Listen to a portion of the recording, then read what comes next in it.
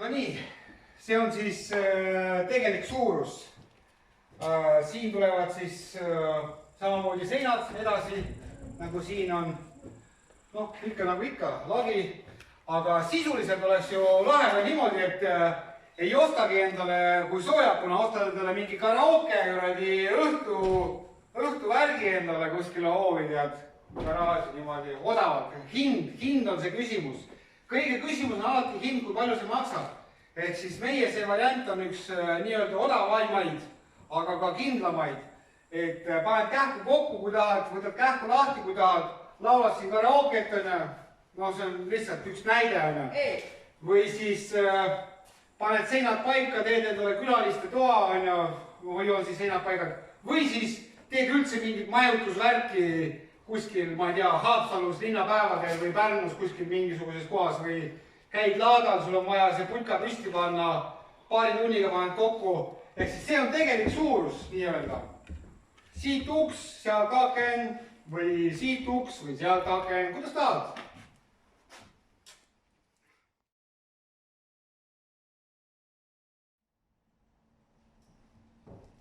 Oleme siis jõudnud siiamaani, kus seinad on valmis, nurk on valmis, reaalne suurus on näha ja tänaseks ülesandeks on siis välja saabida kogu voodilaud. Panin juba siin valmis kõik, et vaatame, kuidas see oleks, kuna see on C-kategooria, siis nagu see kõige halvem variant on voodilaud. Ja mis meil siin on?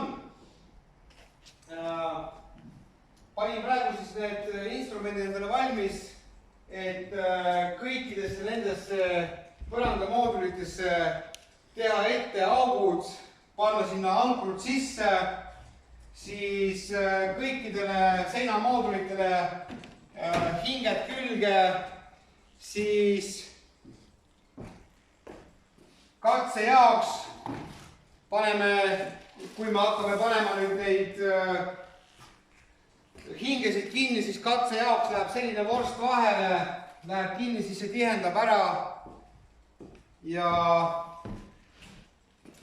siin me siis oleme. Et täna on suht suur ülesanne, et siiamaani nagu enesekindlus aina kasvab, aga enesekindluses ei tohi nagu uhkeks minna, siis hakkad vigu tegema. Ehk siiamaani, kui oled nagu väikese kartusega nagu lähenenud ülesandele, ehk siis see kartus annab sulle natukene sellist nagu hoolikust ja üritad ikkagi vältida vigu, sest sa teed ikkagi uut asja ja ei tohi nagu edust nagu siis nagu upakile minna, et okei, et nüüd ma teen järgmist ülesannet ka kindlasti kõik õigesti. Mina juba ühe korra olen sattunud selle olukorra otsa, et mõtlesin, et okei, et mul läheb kõik jumala hästi, ei kontrollinud üle ja kohe tuli viga sisse, sellepärast, et ma teen seda asja ikkagi esimest korda.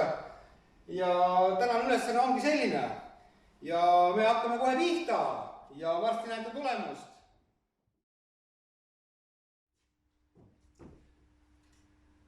No nii, oleme siis teile valmis tegema sellist väikest täpsustavat presentatsiooni. Et kuidas võiks näha teie tulevane mingi ajutine elamine? Tahate näiteks, te ei taha enam näiteks korteris elada ja korteris maksate kas seal liisingut või seda kodu järelmaksu või kodulaenu või mingisugused sellised asju, aga te ei taha enam sellest korteris elada. No te tahate lihtsalt nagu juba linnast välja saada, korterist välja saada, et anda kellelegi korteri rendile, aga teil ei ole kuskil nagu elada selles mõttes nagu kuskil oma maa peal, eks.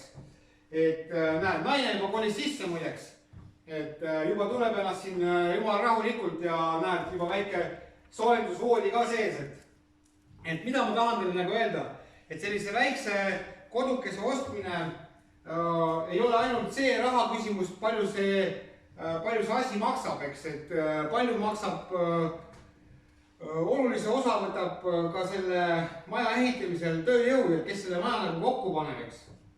Et ma tahame demonstreerida praegu, kui lihtne on nagu selle meie majakese kokku panemine. kujutage ette, noh, jaa, ütleme, kui te tahate ainult selles ruumis nagu elada, siis on nagu seda vähe.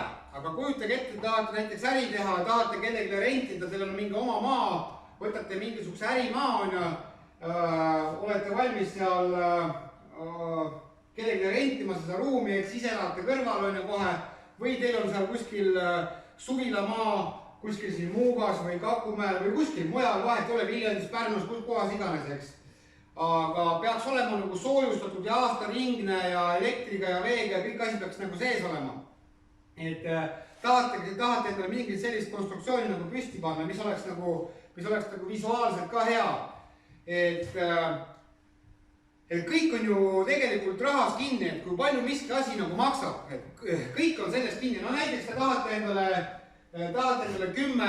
10 siis seda sukest moodulmajakest, moodulmajakest püsti panna, kus inimene saab oma öö ära magada, eks, öö ära magada seal 45 € ööna, eks, või siis 35 € ööna. Et tahate näiteks seal kuskile mingisugustel, näiteks Haapsalu linnapäevadel või siis kuskil Pärnusse üles panna oma maa peale, et inimesed turistid saaksid tulla magada või kes iganes, eks. Et siis kõik on sellest küsimus on nagu selles kinni, et kus ma seda säilitan, kui palju läheb mul see kokkupanemine maksma, kui palju läheb mul transport maksma. Mina ütlen niimoodi, kui näiteks sa tahad ühte seda elamut, nagu meie siin praegu teeme, siis väike kaubik sobib. Kui te tahate näiteks 12 tükki ära viia, ühe rekkaga võite 12 tükki ära viia, panna kokku, kuu aega seal hoida, pärast võtta seesama üks rekka, panna neid 12 tükki ja viia kuskile mujale, või siis ostate 5 tükki, panete ühe selle moodulmajakese kokku ja ülejäänud panete siia sisse nii või hoiule, eks, et nii kaua kui vaja seda hoida, eks, ja nii edasi, nii see toimub, eks. Ja nüüd ongi see hetk käes, et ma näitan teile, kui lihtne see kohvitassi taga elamise kokkupanemine on. Üks moment on siin ikkagi veel, et te mõtlete, et kuhu, mis pinnase peale ma seda nagu kõike panen, eks. Mina üks variantidest, mis ma pakuksin, on võtate terrassilauad, terrassilaudadest teed ilusa sellise platsi, all on seal fibo, on ju, ja see läheb terrassilaua peale. Et kui on seal mingisugune kindlam maa või siis kindlam maa, jah, võib samamoodi lihtsalt kõrgenduse peale, laudade peale panna. Palju ma olen näinud, kus on lihtsalt euroaluste peal või on siis teed mingisugused relsid alla, et oleks kauem seal püsti. Tahad endale ajutist, tahad endale seda ära müüa ja sul on sellest kõrini, tahad vahetada aknaose, tahad täna panid ukse siia, akna siia, homme tahad, et oleks uks seal, aken seal, palun väga. Ja te mõtlete, et see palun väga, uks siin, aken seal, et see võtab kohutavalt palju aega, eks, aga ma kohe näitan teile, kui palju see aega võtab. Nii, väike lonks kohvi. Muidugi siin üks asi veel, siin ei ole veel praegu sellist soojustus ei ole peal ja voodrilaud ei ole peal, aga see ei olegi praegu meie mõte, sest et ega see voodrilaud ja see soojustus ei tee asja nagu aeglasemaks, lihtsalt see visuaalne pilt on natukene praegu teistsugune. Ja muidugi see OSB-plaat siin sees, eks, et see, kui sa ikkagi tahad endale kuskile koju, siis võiks nagu vineerist teha või vineer on natuke kallim, eks, või siis 2 korda kallim kui see OSB, siis kas värvid ära või mida iganes, eks. Värvides on ka tõenäoliselt ilus. Aga mida me teeme siis siin? Võtame selle niimoodi.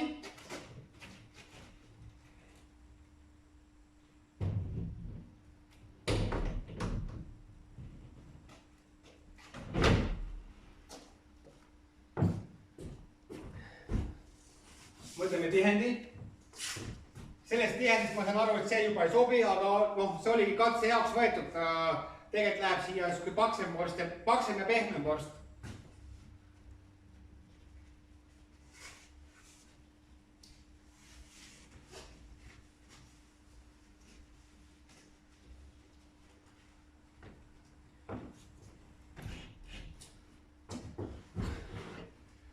Niisugune lahe komplekt võtmeid. On nagu juveliiritöö, võtad välja 13 peaga see võtmepea.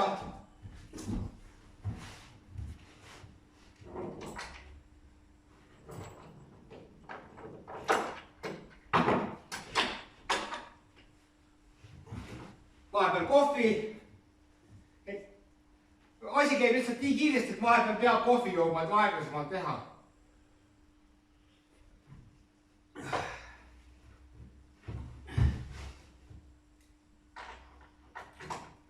Miks ma siit poolt keeran? Sellepärast, et tegelikult kui tuleb sealt voodilaud ja soojustus, et ma demonstreerin, kuidas see nagu reaalselt peaks käima.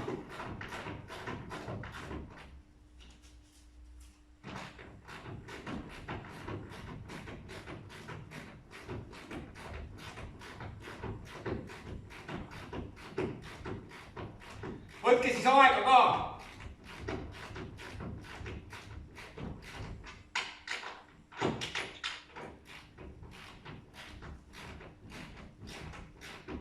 Seal on muidugi tihend vahel, ma lihtsalt praegu ei pane seda tihendit.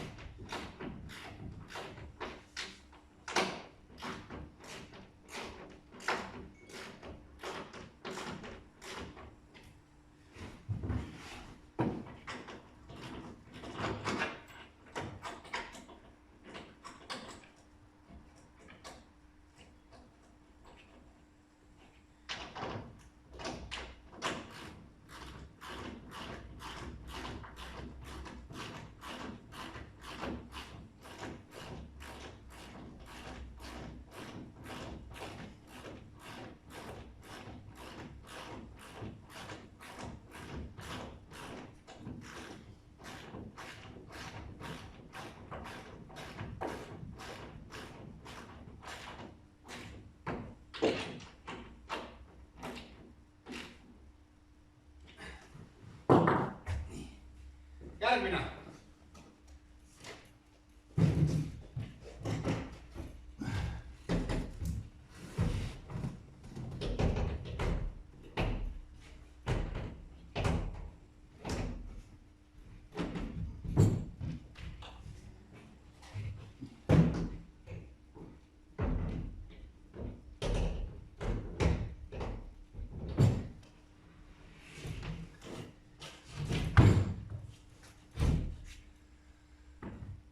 Ma ei hakka sinna tihendit praegu siia vahele panema.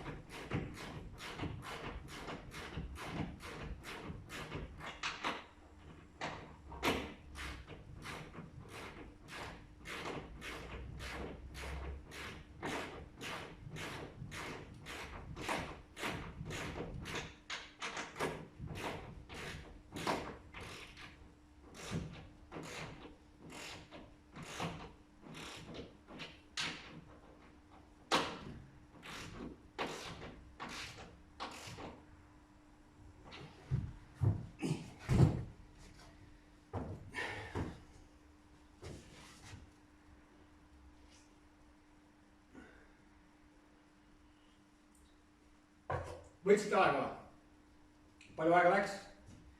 Ja nüüd siis niimoodi kõik seinad ja katus ka ja muidu muidugi kahekesi tuleks, no palju asju saab üksinda teha, aga kui võimekust on, siis võib ju katuse ka üksi panna peale, et pole probleemi. Katus läheb täpselt samamoodi nende poltidega peale, nii et ja kõik on soojustatud, selles suhtes nagu tuulekindel, rill on vahel, soojustuseks peno on ka seal ja voodilaud ja katus on soe, põrand on soe, katus on selle päevaks soe, et soe välja läheks üles, et ringeks ikka sees natukene, eks.